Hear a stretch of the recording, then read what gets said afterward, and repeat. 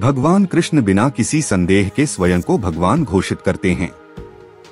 केवल एक ही व्यक्ति बहुत स्पष्टता से बिना किसी संदेह के स्वयं को ईश्वर घोषित करता है। उन्होंने भगवद गीता, भगवान के गीत में खुद को भगवान घोषित किया है। ऐसा इसलिए है क्योंकि ईश्वर एक है।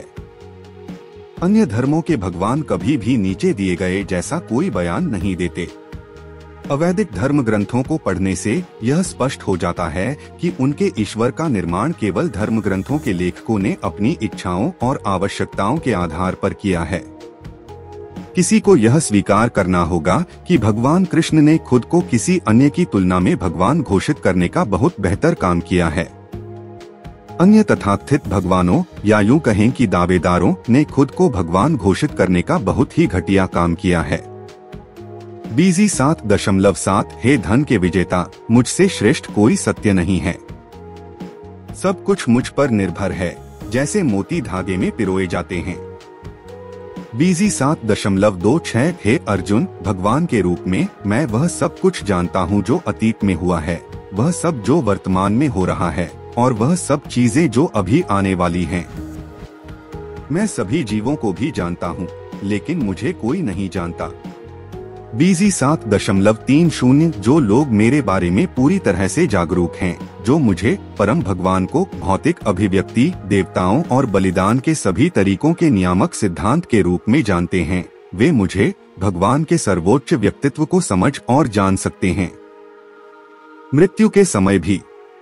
बीजी 9.4 मेरे द्वारा, मेरे अव्यक्त रूप में यह संपूर्ण ब्रह्मांड व्याप्त है।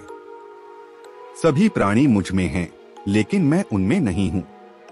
बीजी 9.5 और फिर भी जो कुछ भी बनाया गया है वह मुझ पर निर्भर नहीं है।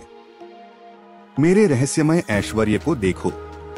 यद्यपि मैं सभी जीवों का पालन करता हूँ और यद्यपि मैं हर जगह मौजूद हूँ, फिर भी मैं इस ब्रह्मांडीय अभिव्यक्ति का हिस्सा नहीं हूँ, क्योंकि मेरी आत्मा ही सृष्टि का स्रोत है।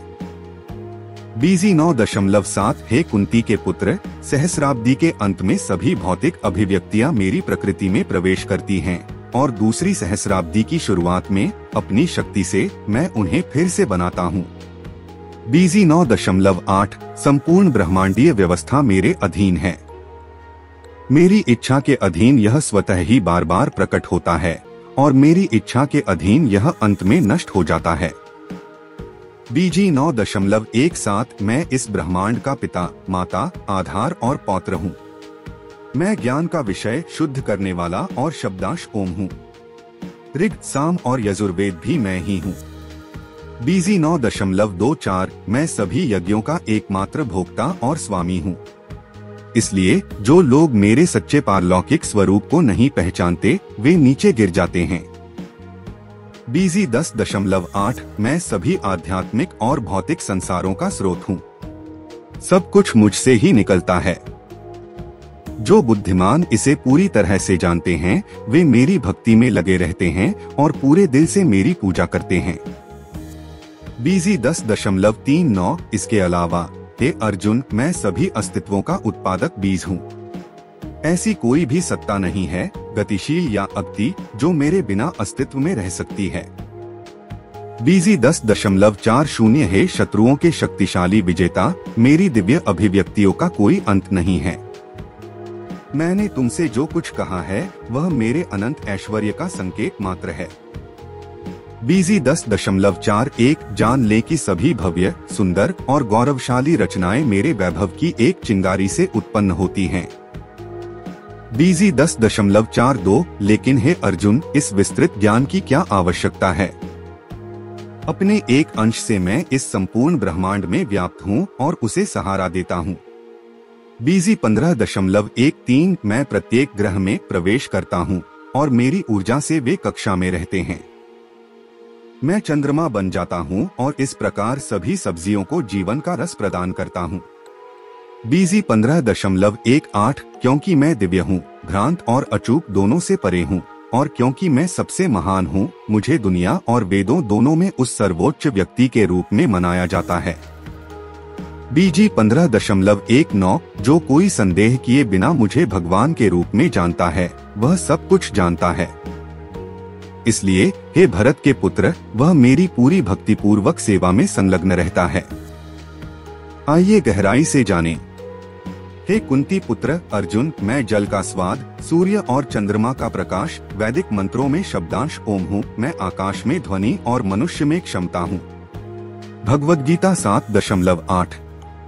यहाँ हम देख सकते हैं कि कृष्ण को उनकी आध्यात्मिक और भौतिक ऊर्जा दोनों द्वारा कैसे समझा जा सकता है। भले ही किसी के पास आध्यात्मिक दृष्टि न हो, फिर भी कृष्ण को उनकी विभिन्न ऊर्जाओं द्वारा प्रारंभिक रूप से देखा जा सकता है और इस तरह उन्हें अवैयक्तिक रूप से महसूस किया जाता है। जिस प्रकार सूर्य देव सूर्य ग्रह में एक व्यक्ति हैं और उन्हें उनकी सर्वव्यापी ऊर्जा सूर्य के प्रकाश द्वारा अवैयक्तिक तरीके से देखा जा सकता है, उसी प्रकार कृष्ण हालांकि अपने शाश्वत निवास में हैं, उनकी सर्वव्यापी व्यापक ऊर्जा द्वारा माना जाता है। जल का स्वाद जल का सक्रिय सिद्धांत है। समुद्र का पानी पीना किसी को भी पसंद नहीं है, क्योंकि पानी का शुद्ध स्वाद नमक के साथ मिला हुआ होता है। पानी के प्रति आकर्षण स्वाद की शुद्धता पर निर्भर करता है और यह शुद्ध स्वाद कृष्ण की ऊर्जाओं में से एक है। निर्विशेषवादी पानी में भगवान की उपस्थिति को उसके स्वाद से महसूस करता है और व्यक्तिवादी मनुष्य की प्यास बुझाने के लिए पानी की आपूर्ति करने के लिए भगवान की महिमा भी करता है। यही परमात्मा को समझने का तरीका है। व्यावहारिक रूप से कहें तो व्यक्तिवाद और निर्विशेषवाद के बीच कोई विरोध नहीं है। जो ईश्वर को जानता है वह जानता है कि अवैयक्तिक अवधारणा और व्यक्तिगत अवधारणा एक साथ हर चीज में मौजूद हैं और कोई विरोधाभास नहीं है। इसलिए भगवान चैतन्य ने अपने उत्कृष्ट सिद्धांत की स्थापना की, अचिंत्य भेद और अभेद तत्वम एक साथ एक और अलग। सूर्य और चंद्रमा का प्रकाश भी मूल रूप से ब्रह्म ज्योति से निकलता है, जो भगवान का अवैयक्तिक तेज है। इसी प्रकार प्रणव या ओंकार पारलौकिक ध्वनि, जिसका उपयोग प्रत्येक वैदिक भजन की शुरुआत में सर्वोच्च भगवान को संबोधित करने के लिए किया जाता है, वह भी उन्हीं से निकलती है। क्योंकि निर्विशेषवादी परम भगवान कृष्ण को उनके असंख्य नामों से संबोधित करने से बहुत डरते हैं, वे दिव्य ध्वनि ओंकार को कंपित करना पसंद करते हैं।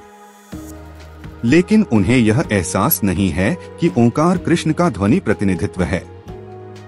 कृष्ण चेतना का अधिकार क्षेत्र हर जगह फैला हुआ है और जो कृष्ण चेतना को जानता है वह धन्य है।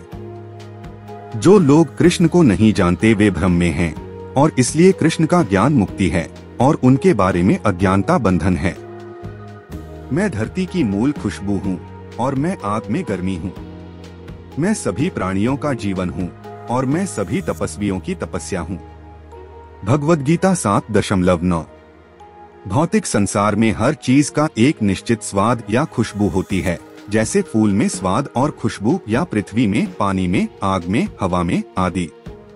वह अदूषित स्वाद, मूल स्वाद जो हर चीज में व्याप्त है, वह कृष्ण है। इसी प्रकार हर चीज का एक विशेष मूल स्वाद होता है और इस स्वाद को रसायनों के मिश्रण से बदला जा सकता है। तो हर मूल चीज में कुछ गंध, कुछ खुशबू और कुछ स्वाद होता है।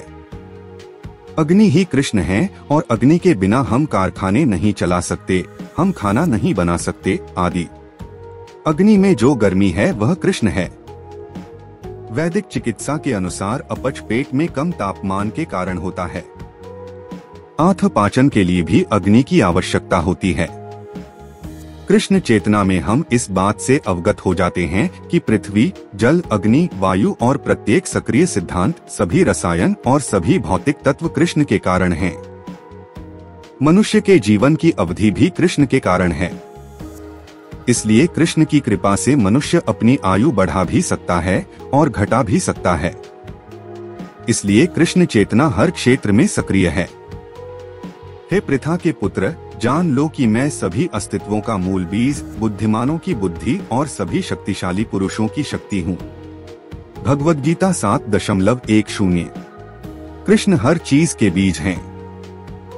भौतिक प्रकृति के संपर्क में आकर बीज जंगम और जड़ विभिन्न जीवों में परिणत हो जाता है। पक्षी, जानवर, मनुष्य और कई अन्य जीवित प्राणी गतिशील जीव हैं। हालांकि पेड़ पौधे निष्क्रिय हैं, वे हिल नहीं सकते बल्कि केवल खड़े रहते हैं। प्रत्येक इकाई जीवन की 8, 400,000 प्रजातियों के दायरे में समाहित है। उनमें से कुछ गतिशील हैं और कुछ निष्क्रिय हैं। हालांकि सभी मामलों में उनके जीवन का बीज कृष्ण है। जैसा कि वैदिक साहित्य में कहा गया है, ब्रह्मा या सर्वोच्च परम सत्य वह है जिससे सब कुछ उत्पन्न हो रहा है। कृष्ण परब्रह्म सर्वोच्च आत्मा है। ब्रह्मा निर्वैयक्तिक है और परब्रह्म व्यक्तिगत है। इसलिए मूल रूप से कृष्ण ही हर चीज का स्रोत हैं। वह जड़ है। जैसे एक पेड़ की जड़ पूरे पेड़ को बनाए रखती है, कृष्ण सभी चीजों की मूल जड़ होने के नाते हर चीज को बनाए रखते हैं। इसकी पुष्टि वैदिक साहित्य में भी होती है। सर्वोच्च परम सत्य वह है जिससे सब कुछ पैदा होता है। वह समस्त सनातनों में प्रधान सनातन है। वह सभी जीवों में सर्वोच्च जीव है और वह अकेले ही सभी जीवन का पालन पोषण कर रहा है। कृष्ण यह भी कहते हैं कि वह समस्त बुद्धि का मूल है। जब तक कोई व्यक्ति बुद्धिमान नहीं होता, वह भगवान कृष्ण को नहीं समझ सकता। मैं बलवानों की ताकत हूँ, जुनून और इच्छा से रहित हूँ। मैं यौन जीवन हूँ जो धार्मिक सिद्धांतों के विपरीत नहीं है। हे भरत के भगवान अर्जुन। भगवद गीता 7.11। मजबूत आदमी की ताकत का इस्तेमाल कमजोरों की रक्षा के लिए किया जाना चाहिए, न कि व्यक्तिगत आक्रामकता के लिए। इसी प्रकार धार्मिक सिद्धांतों धर्म के अनुसार यौन जीवन बच्चों के प्रजनन के लिए होना चाहिए, अन्यथा नहीं। ऐसे में माता पिता की जिम्मेदारी है कि वे अपने बच्चों को कृष्ण के प्रति सचेत करें। अस्तित्व की सभी अवस्थाएं, चाहे वे अच्छाई, जुनून या अज्ञान की हों, मेरी ऊर्जा से प्रकट होती हैं।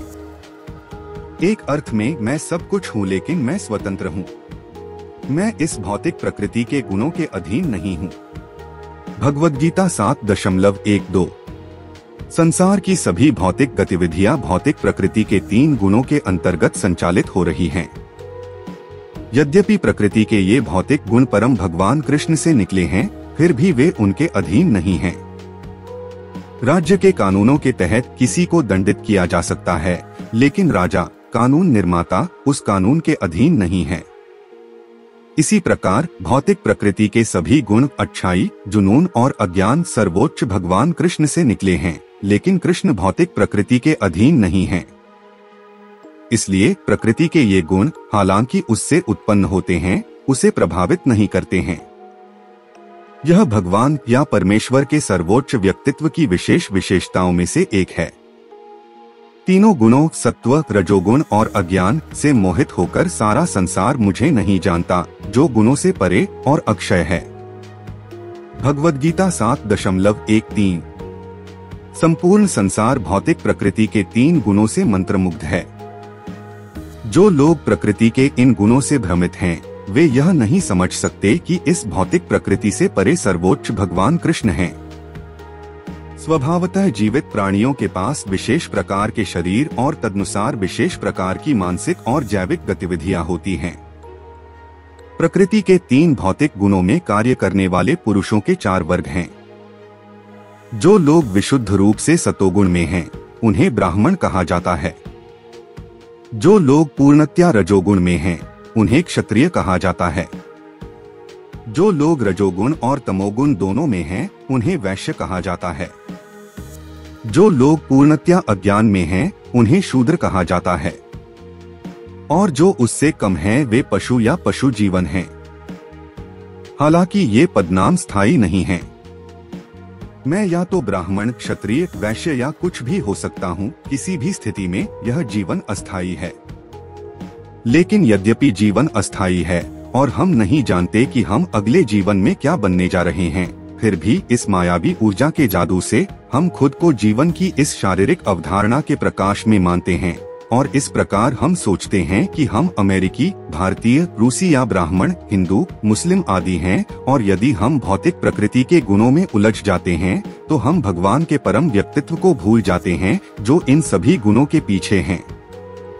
तो भगवान कृष्ण कहते हैं कि प्रकृति के इन 3 गुणों से भ्रमित मनुष्य यह नहीं समझते हैं कि भौतिक पृष्ठभूमि के पीछे सर्वोच्च ईश्वर है। कई अलग अलग प्रकार के जीव हैं, मनुष्य, देवता, जानवर आदि और उनमें से प्रत्येक भौतिक प्रकृति के प्रभाव में हैं और वे सभी भगवान के पारलौकिक व्यक्तित्व को भूल गए हैं। जो लोग रजोगुण और तमोगुण में हैं और यहाँ तक कि जो सत्वगुण में हैं, वे पूर्ण सत्य की निर्विशेष ब्राह्मण अवधारणा से परे नहीं जा सकते हैं। वे परम भगवान के सामने उनके व्यक्तिगत रूप से भ्रमित हो जाते हैं, जिसमें सभी सौंदर्य, ऐश्वर्य, ज्ञान, शक्ति, प्रसिद्धि और त्याग मौजूद हैं। यह हमारा सौभाग्य है कि हम अपने सनातन धर्म के बारे में इतना अद्भुत ज्ञान फैलाने में सक्षम हैं। हम अधिक से अधिक लोगों तक पहुंचने में आपकी मदद चाहते हैं ताकि वे हमारे धर्म के बारे में जान सकें। हमारा आपसे अनुरोध है कि हमारे वीडियो को अधिक से अधिक लोगों तक साझा करें संभव है। धन्यवाद। अधिक सनातन इतिहास वीडियो के लिए सनातन संसार AI की सदस्यता लें।